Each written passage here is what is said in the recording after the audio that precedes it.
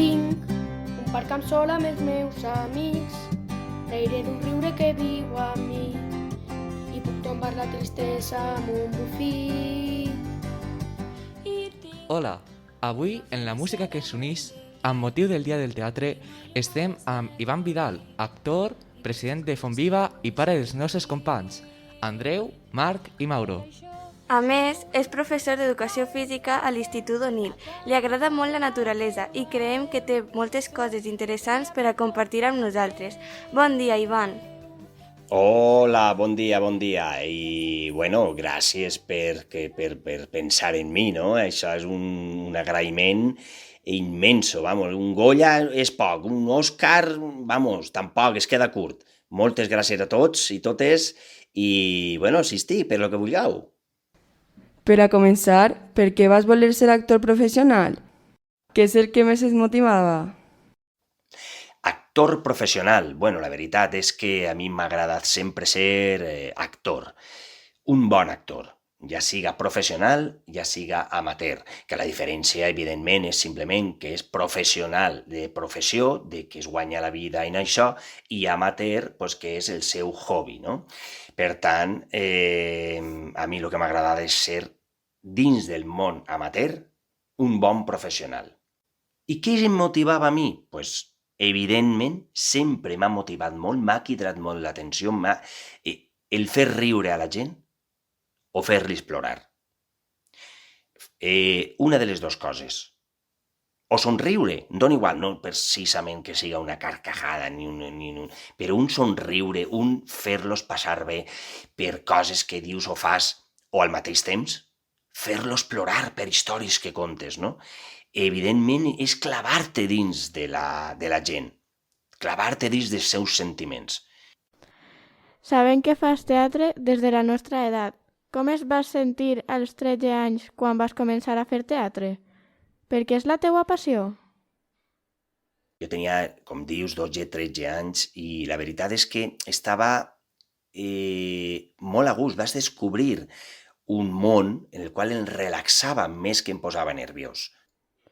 Que per què és la meva passió?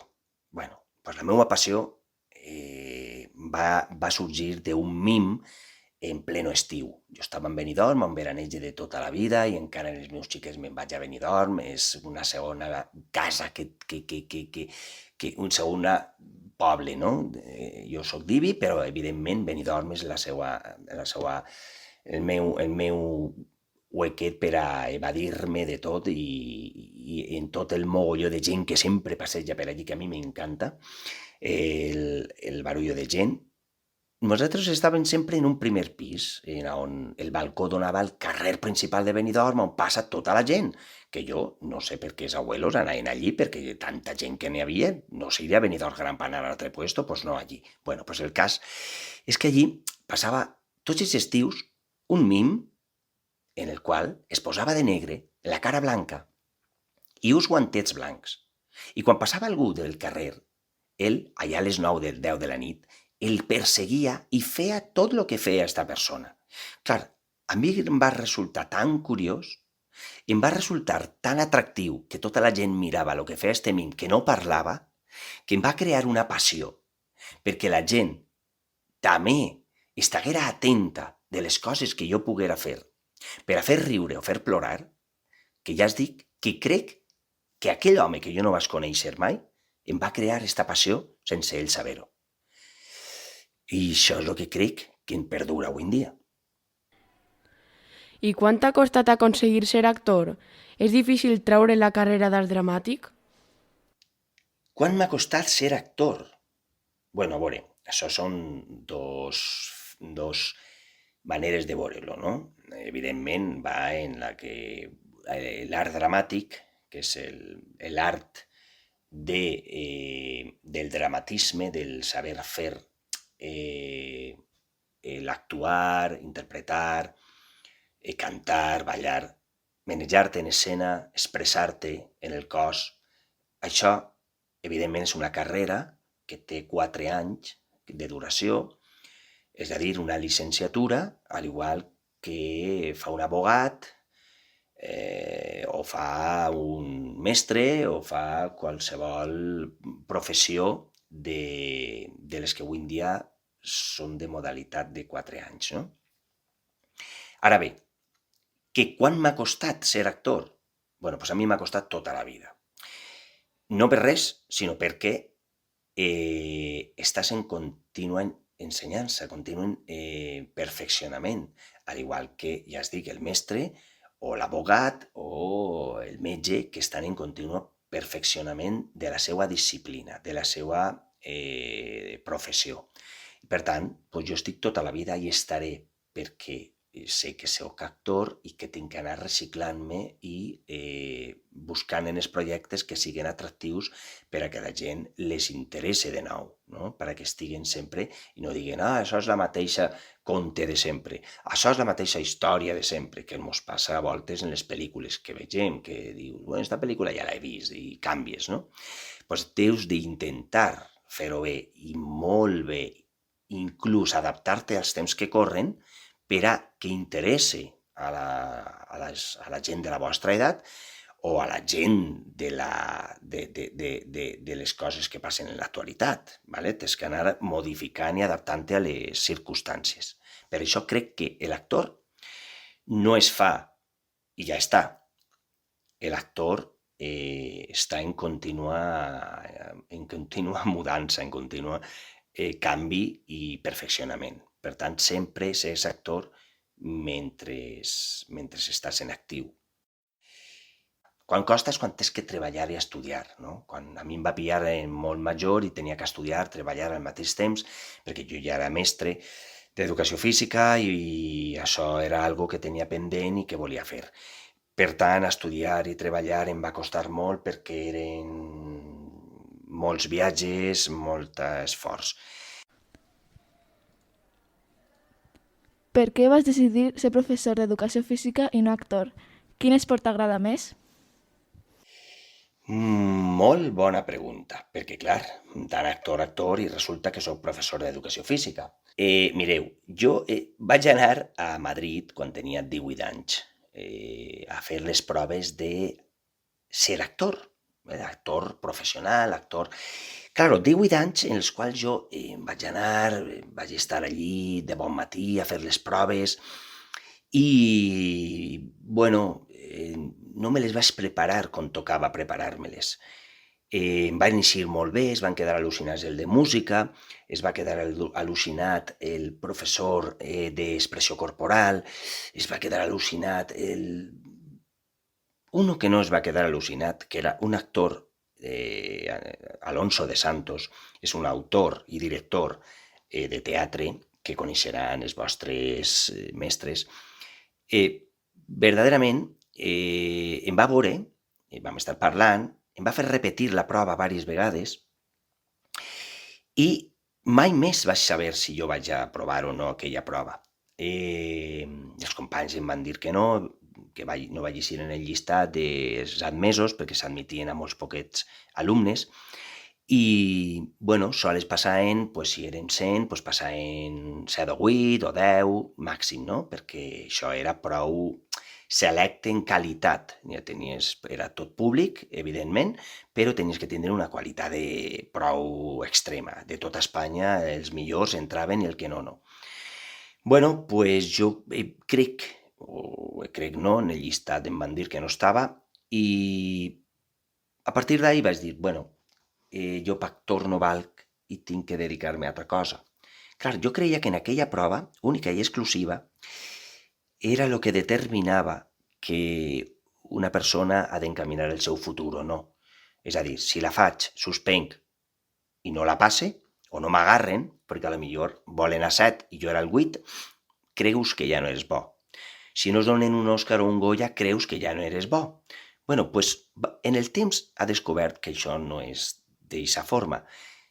I, evidentment, vaig decidir fer una altra cosa que estiguera molt relacionada amb el món de l'expressió corporal, com pot ser el mestre d'educació física, no? El professorat d'educació física que té que fer coses relacionades amb l'expressió corporal, el ball o l'expressió del cos i el moviment, cosa que a mi en educació física pues, se me donava bé i ho donava en col·le, en l'institut, pues, se me donava prou bé. I vaig dir, bueno, pues, per què no també fer. I quin esport m'agrada? Pues mira, jo sóc partidari de fer tots els esports que hi haguen i el que no està inventar-lo. M'agrada molt inventar esports, però sobretot m'agraden, ja que ho preguntes, bueno, els esports en la natura, els esports, la bicicleta de muntanya, el caminar per la muntanya, l'escalada, el senderisme, i els de platja, com pot ser vela. Fer vela m'agrada molt i, de fet, bueno, soc patró d'embarcacions, no? Puc portar barcos grandots, però la veritat és que m'agrada que vagin a vela, que sople el vent i que em porte cap a on sople. I, bueno, és el que m'agrada, aquesta llibertat de l'espai natural i obert. És difícil combinar el teatre amb la família? Per exemple, has hagut d'anar a alguna gira que t'hagi suposat molt de temps fora de casa? N'hi ha que compaginar la vida familiar amb l'artística i ells em veuen ensaiar en casa o em veuen que me'n vaig al taller de teatre Fontviva a assajar i ells pues, a voltes inclús m'ajuden, no? Intenten estar ajudant en tot el que poden, posant la veu o posant atretzo o ajudant a coses que després en l'estreno van a veures. Per tant, també les motiva. Després, bueno, els puestos que més lluny ha estat va ser mateixa fa uns anys en Itàlia, un parell de setmanetes en el qual pues, aprofites i bueno, coneixes ciutats diferents que no siguin les grans capitals, no? Com Itàlia siga Roma o Venècia, sinó que vaig anar a un poblet que li diem Viterbo, que és molt d'estudiants, molt universitari, molt amurallada, en molta història, com té tota Itàlia, però aprofites per a veure, no? D'Espanya hem estat en tots els puestos, per així el més lluny podríem dir que és Itàlia. Has participat en alguna obra amb els teus fills? La majoria de vegades que hem fet algun espectacle ha sigut de carrer, espectacle de carrer, ja siga per a festes de moros i cristians, teatrens en el quals, perquè ells són prou saltimbanquis i habilidosos en el tema educació física, no? Gimnàstic. De fet, pues, han intentat sempre tocar totes les habilitats per a poder practicar amb mi, ja siga de volteretes, ja siga de fer rodar, saltar, fer acrobàcies i, evidentment, després en el plano més actoral d'interpretació també, perquè saben el que és un guió, saben el que és donar el peu, etc. I saben el que és tindre paciència. Has hagut d'improvisar alguna escena perquè havies oblidat el guió? Pues sí, la veritat és que m'ha fet expert en la improvisació perquè no soc, igual que soc molt de pautes a l'hora d'actuar, a l'hora d'improvisar crec que ajuda molt a l'actor a que bueno, siga el més espontani possible fent les coses improvisades, sempre i quan no perga el fil de la història. I una vegada, jo sent xicotet, era molt jovenet, de les primeres obres que feia, i recorde que jo era el inspector de policia en el qual descobria un assassinat i tenia que dir qui era l'assassí. I tenia que dir, vostè, fulano és l'assassí. Bueno, doncs em vaig quedar tan en blanc, pensant en quan em tocava actuar a mi, pensant en quan em tocava parlar a mi, que ja vaig entendre que després actuar no sols és quan es toca parlar, sinó durant que eixes a escena durant tot moment, i jo pensant el que tenia que dir i qui era l'assassí, quan em van dir que em tocava, jo em tocava parlar i dir i l'assassí és... I l'assassí no sabíem qui era perquè jo no me'n recordava ni siquiera jo de qui era. Per tant, la gent esperava i mirava la cara, i li mirava la cara a l'assassí, però és que no me'n recordava del nom, ni de l'actor, ni de l'assassí, ni del meu. I al final vas dir, l'assassí eres tu! I li vas assenyalar en el dit i vas dir que era tu, i s'ha acabat. I ja el nom em donava igual. I vas descobrir el món de la improvisació. Saps per què el dia 26 de març és el dia del teatre? Sí, evidentment va ser la unió de països d'Europa després de la Segona Guerra Mundial, després de la guerra d'Alemanya, dels nazis, de Hitler, va quedar el món prou fracturat i prou dolgut d'aquella devastadora guerra, que per això va dir mundial, perquè van participar molts països. Tots aquests països, o la gran majoria, es van unir en París molt després per a intentar, a través del teatre, unificar i afiançar la pau. És a dir, fer espectacles teatrals en un dia concret en París. Això va ser un 27 de març de 1950 i pico. El que vol dir que gràcies al teatre es va voler unificar de nou la pau en el món. Ha afectat molt el confinament a la teua carrera artística? Quan creus que es tornarà al teatre amb normalitat? Pues, evidentment, el confinament ha passat factura a tots els gremis i a totes les professions i a tots els hobbies i a totes les persones.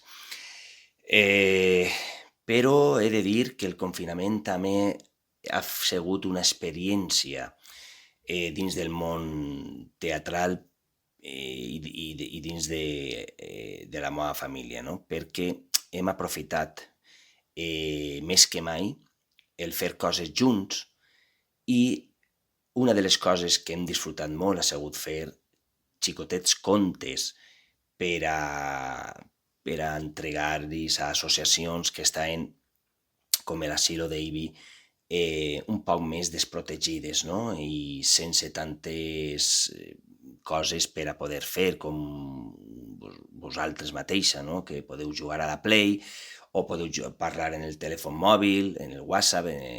Ara bé, dins de les tecnologies la gent major no podia, i nosaltres, dins del confinament, vam pintar una paret verda, vam posar un croma, que és això que sabeu que es posa a la tablet o al mòbil i graves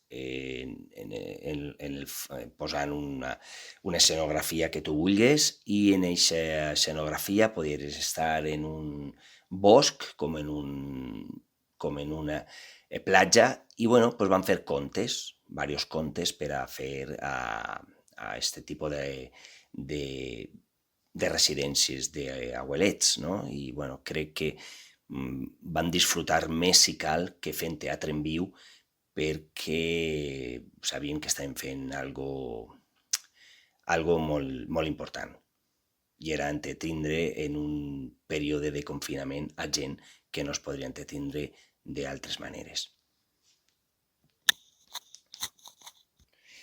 El que vam entendre precisament és que, bueno, en temps de crisi hi ha que reorganitzar-se i refer el que uno té pensat que sap fer i té pensat fer, a fer-ho d'una altra forma, perquè sempre hi ha altres maneres de fer les coses que a voltes no es pares a pensar-les, perquè no tens la necessitat.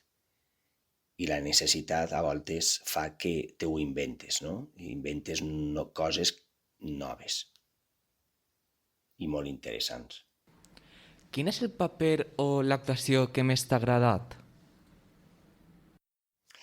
El paper que més m'ha agradat, o l'actuació, jo crec que va ser, i dic crec perquè m'agraden tots, evidentment, quan més paper és, més llarg és, pareix que més t'interessa, però a mi m'han agradat tots, fins els xicotets, però va haver uno que vaig fer que era un home que estava un poc boig, no? Un poc, i boig perquè, bueno, pensava coses un poc diferents, i estava dins del teatre de l'absurd, que és precisament un teatre que tot val.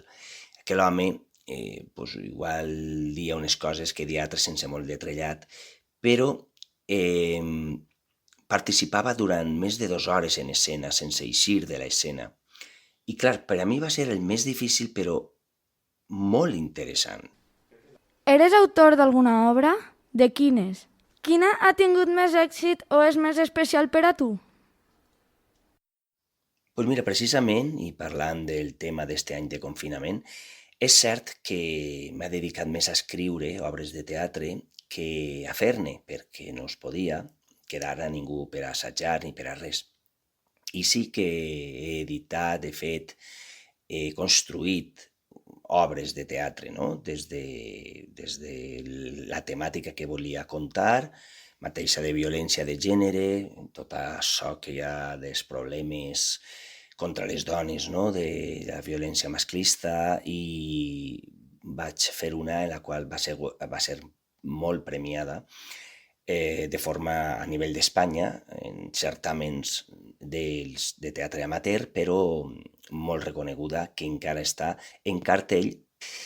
I en altres com temàtiques de vagabundos, la gent del carrer que passa fred, és a dir, si va vindre Nadal, vaig veure la gent que passava fred, vaig veure la problemàtica, doncs en seguida vaig voler parlar del tema de la gent en el carrer. També vaig parlar dels mòbils, els mòbils que la gent parla molt pels mòbils i es diuen coses per el WhatsApp o per el Facebook i després resulta que no es diuen la veritat, és a dir, la gent és molt falsa a l'hora de parlar per el mòbil i, bueno, a modo de comèdia vaig intentar fer també una crítica al tema dels mòbils. I, bueno, ara estic en una altra de lo que és l'Alzheimer, la enfermedad de l'Alzheimer que tant acusa. És a dir, sí que he fet moltes i que estic ara més creatiu a l'hora d'escriure i he vist que no se me dona mal i, bueno, la veritat és que cada volta que vull parlar d'algo agarre una llibreteta, agarre un boli, me l'apunte en la mà, l'apunte en un tros de fulla, l'agarre, me l'apunte, el que vull. I després el faig més ampli, l'amplie, el faig més gran i vaig posant cosetes. Tinc un muntó d'idees que les pose damunt d'un paper i sobre això es comença a escriure i a crear la història. Jo sempre signe en un pseudònim, que vol dir que no dius que eres tu, eres el nom d'una altra persona. I, bueno, un poc perquè si es coneixen no puguem dir que bona és l'obra o que roïna i no s'atrevisquen a dir-te-lo, no? Simplement són crítics perquè han llegit o vist una obra que no saben si és teua o no. La gent és més sincera quan no saben si eres tu el que l'has fet o has escrit. I d'esta forma crec que la gent m'ho diu de forma més sincera, no? Sabem que fins i tot tens algun premi de teatre. Explica'ns un poc. Pues premis de teatre tenim una graella en el taller de premis que no mos cap ja en l'estanteria que tenim. Però ja es dic que a mi una de les que més, les que crec que la portem amb més orgull és esta de violència de gènere, on es critica tant esta violència masclista i intentem posar en escena tota aquesta problemàtica, no? I com sorgís d'una parella d'enamorats, com pot acabar, com acaben. Però és un premi en el qual es reconeix no sols l'obra, sinó l'actuació dels personatges i un poc el resum d'esta lacra que tenim que llevar-se de damunt com siga, des del teatre, criticant-lo des del teatre, des d'escola, des d'instituts, des de la societat en conjunt, no? Però, bueno, com a actor ha tingut altres premis, no? D'interpretació, en el qual ha estat funcionant per tota Espanya, fent d'un papa, d'església que era prou sinvergüenzeta, prou malo, i la veritat és que, bueno, vaig tindre prou reconeixements també per aquell personatge. En quins llocs d'Espanya o del món has actuat? Pues crec que en Espanya hem actuat en quasi tota Espanya, per no dir-te en totes les províncies, totes les comunitats, no? En totes les comunitats, alguna província es pot escapar dins de la mateixa comunitat, però pues, Castelló, València, Alacant, en Múrcia, en Galícia, en Madrid, en Andalusia, no en totes les províncies d'Andalusia, però en quasi totes, en Catalunya i bueno, ens han faltat, que ara estem intentant participar en les Illes Balears i les Illes Canàries mai hem anat, no? Però no ho descartem. Sempre provem de fer a un mosquidren intentar anar. La veritat és que sopesem si no va costar-nos més diners de lo que és el viatjar i fer l'obra. Normalment mos costa anar i tornar, fer l'obra i vindre i tot, igual que el que guanyes de premi, però de vegades perds diners, però és el teu hobby, és el que t'agrada, i al final se te queda una sensació de que has fet lo correcte, no? Un hobby en el qual, evidentment, no ho fem per diners, ho fem per amor a l'arte. Tu eres el president de Font Viva. En què consisteix una associació dedicada al teatre? Com funciona? Sí, jo sóc el president des de fa uns anyets ja de Font Viva Teatre, que és d'ací d'Ibi, i per tant sí que és cert que la nostra junta directiva són 15 persones. Som el president, que sóc jo, però tenim el tesorer, tenim el vicepresident, i tenim un secretari. I a banda, totes vocals que un es dedica al departament d'il·luminació, al departament d'escenografia, al departament de vestuari, el departament de taller, el departament de les mostres de teatre quan venen ací a Ibi, tenim que preparar-les, el departament d'informació i comunicació, és a dir, som gent que tenim el nostre treball a banda i després, per les vesprades quedem en una sede que tenim, el Centre Cultural de la Villa d'Ibi, és a dir, en el Centre Salvador Miró, i el Centre Cultural, i allí disposem de la nostra aula, cedida per l'Ajuntament, per a poder fer totes les activitats teatrals, precisament primer com a difundir el teatre dins de la localitat i, si és possible, fora, que és quan muntem obres de teatre, portar-les fora. I una altra banda, per altra banda, tenim el que és el taller de teatre, no? Que és on tenim des de xiquets de 6 anys en avant, és a dir, de primària. Tota primària i després tota secundària. I després una fase d'adults. En aquests 3 paquets de primària, secundària i adults disposem de tot l'entramat del taller d'alumnat, que tenim, ja es diu, de 100 a 150 quan ha anat tot bé. En Font Viva feu més teatre o més cine? En Font Viva, sobretot, fem teatre. Es diu Font Viva Teatre i és el que més especialitzats estem. Però sempre ens hem atrevit a fer qualsevol altra cosa, com curtmetratges, i hem fet algun any exclusivament curtmetratges infantils i d'adult. Sempre acabem les entrevistes demanant que ens aconsellen una cançó, un llibre i un lloc per a viatjar. Quins ens aconselles tu? Pues, a veure, jo com últimament estic sentint molt el diluvi i em quedaria en Alegria. Podria ser el de Junteu-vos, però el d'Alegria ara és algo que em demana el cos, no? I em quedaria en eixe. També alguno de Manel, com a eixe que té baixant de l'escenari, el grup català, però, jo li renombraria dient-lo pujant a l'escenari, per animar-se. I un llibre, estic creant ara un muntatge que té que veure Don Quijote de la Mancha i ha descobert una nova edició del Quijote de la Mancha, Don Quijote el ingenioso hidalgo Don Quijote de la Mancha, de Miguel de Cervantes, que està feta en vinyetes, està feta prou més resumides capítols, i veus com diversos contes dins de la mateixa novel·la, no? Moltes gràcies, Ivan. Et desitgem que tinguis molts èxits a tu i a Font Viva i que puguis seguir fent teatre amb la teua família.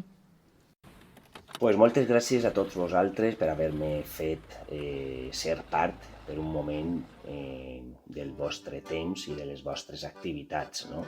Quan ve la gent al teatre jo li dic el mateix, que gràcies per vindre i per emplear el seu temps veient les nostres muntatges. Per tant, moltes gràcies i ja sabeu, ens veiem als escenaris. Adéu. Sense normes tinc una alegria de camins oberts, una alegria de